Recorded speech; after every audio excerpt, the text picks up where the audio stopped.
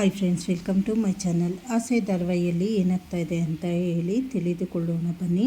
ರೆಸ್ಟೋರೆಂಟ್ನ ಒಂದು ಮೂಲೆಯಲ್ಲಿ ಮೀನಾ ತುಂಬ ಬೇಸರದಿಂದ ಕುಳಿತಿದ್ದಳು. ಮುಖದಲ್ಲಿ ಅಳುಮುಖ ಮಾಡಿಕೊಂಡಿದ್ದ ಅವಳನ್ನು ನೋಡಿ ಶ್ರುತಿಗೆ ದಿಗಿಲಾಯಿತು.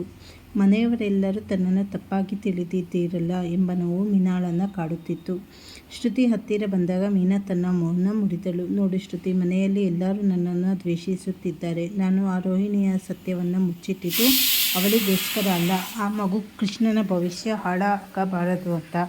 ಆದರೆ ಇದು ನಾನು ಎಲ್ಲರ ಮುಂದೆ ಅಪರಾಧಿಯಾಗಿ ನಿಂತಿದ್ದೇನೆ ಎಂದು ಅತ್ತು ಬಿಟ್ಟಳು. ಅಷ್ಟರಲ್ಲಿ ಅಲ್ಲಿಗೆ ರೋಹಿಣಿಯ ಎಂಟ್ರಿ ಆಯಿತು. ನಾನು ಮಾಡದ ತಪ್ಪಿಗೆ ಪಶ್ಚಾತ್ತಾಪ ಪಡುವ ಬದಲು ಮತ್ತೆ ಮನೋಜ್ ಜೊತೆ ಸೇರಲು ಮೀನಾ ಮತ್ತೆ ಶ್ರುತಿಯ ಸಹಾಯ ಕೇಳಿದಳು. ಅವಳ ಈ ದುಷ್ಕೃತ್ಯ ನೋಡಿ ಶ್ರುತಿಗೆ ಕೋಪ ನೆತ್ತಿಗೇರಿತು. ಮೀನಾ ಮತ್ತು ಶ್ರುತಿ ಅವಳನ್ನು ತರಾಟೆಗೆ ತೆಗೆದುಕೊಂಡಾಗ ರೋಹಿಣಿ ಅಸಲಿ ರೂಪ ತೋರಿಸಿದಳು. ನೀವಿಬ್ಬರು ಈಗ ಸುಖವಾಗಿದ್ದೀರಾ ಅಂತ ಅಹಂಕಾರ ಪಡಬೇಡಿ. ಕಾಲ ಬದಲಾಗುತ್ತದೆ.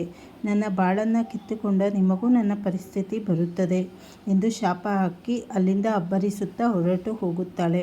ಇತ್ತ ಮನೆಯಲ್ಲಿ ಮೀನಾಳಿಗೆ ಅಪಘಾತವಾಗುವ ಸಂಭವವಿತ್ತು ಎಂಬ ಸುದ್ದಿ ಕೇಳಿ ಹಳ್ಳಿಯಿಂದ ಅಜ್ಜಿ ಲಕ್ಕಿ ಓಡಿ ಬಂದಿದ್ದರು. ಮನೆಯಲ್ಲಿ ರೋಹಿಣಿ ಮಾಡಿದ ದ್ರೋಹದ ಬಗ್ಗೆ ಶಾಂತಿ ಅಜ್ಜಿಗೆ ಎಳೆಯಾಗಿ ವಿವರಿಸಿದಳು. ಶಾಂತಿ ಮೀನಾಳ ಮೇಲೆ ಸಿಟ್ಟಿನಿಂದ ಬೈಯುತ್ತಿರುವಾಗ ಅಜ್ಜಿ ತಡೆದರು.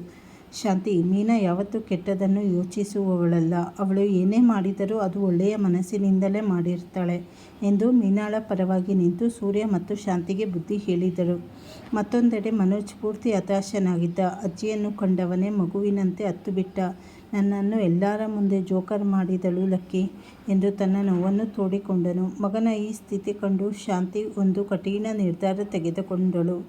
ಮನೋಜ್ಗೆ ಇನ್ನೊಂದು ಮದುವೆ ಮಾಡಲೇಬೇಕು ಎಂದಾಗ ಮನೋಜ್ ಕೂಡ ನಿನ್ನ ನಿರ್ಧಾರವೇ ನನ್ನ ನಿರ್ಧಾರ ಅಮ್ಮ ಎಂದು ಒಪ್ಪಿಕೊಂಡನು. ಈ ಕಡೆ ಕೊನೆಯಲ್ಲಿ ಸೂರ್ಯನು ಅಜ್ಜಿಯ ಮಾತಿಗೆ ಬೆಲೆ ಕೊಟ್ಟು ಮೀನಾಳನ್ನು ಯಾವತ್ತೂ ಬಿಟ್ಟು ಕೊಡದೆ ಚೆನ್ನಾಗಿ ನೋಡಿಕೊಳ್ಳುವುದಾಗಿ ಮಾತು ಕೊಡ್ತಾನೆ. ಇದು ನೀವು ಮುಂದಿನ ಸಂಚಿಕೆಗಳಲ್ಲಿ ನೋಡ್ಬೋದು. ಹೊಸದಾಗಿ ಯಾರ್ಯಾರು ಚಾನಲ್ ನೋಡ್ತಾ ಇದ್ದೀರಾ ಚಾನಲನ್ನು ಸಬ್ಸ್ಕ್ರೈಬ್ ಮಾಡ್ಕೊಳ್ಳಿ, ಲೈಕ್ ಮಾಡಿ, ಹಾಗೆ ಶೇರ್ ಮಾಡಿ, ಪೂರ್ತಿ ವಿಡಿಯೋ ವಾಚ್ ಮಾಡಿ. ಧನ್ಯವಾದಗಳು.